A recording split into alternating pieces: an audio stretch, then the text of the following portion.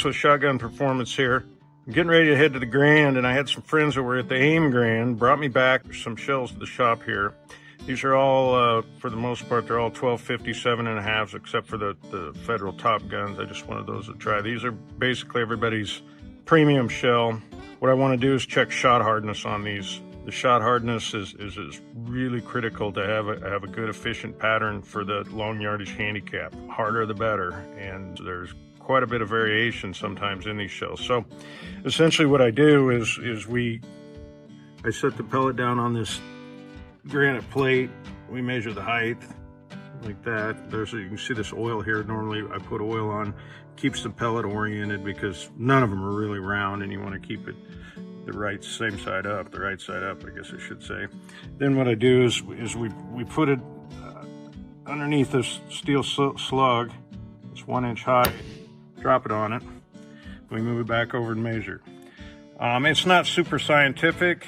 I didn't develop this process. People before me did, but it is you are comparing apples to apples. And right now in all these shells, I didn't pellet count or anything. Counting pellets a pain in the butt. We have to do that before we pattern.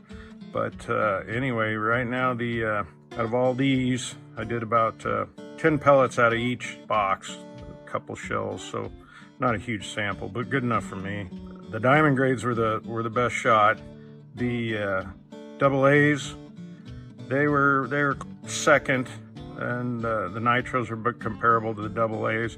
The other thing too is the B&P, the mock. That was a pretty good shell too, which usually the European shells that we get, I know they make good ones over there, but we generally get our softer shot. But anyway, that's what I would shoot.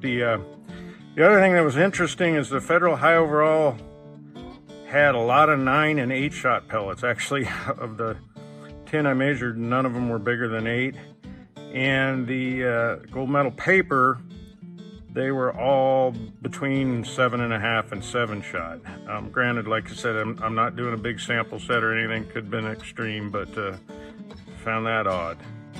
Anyway, hope that's helpful. I know probably what we'll end up doing is shooting double A's, just because that's what we shot and it's close to the diamond grades. But given a choice, you shoot those diamond grades. Thanks.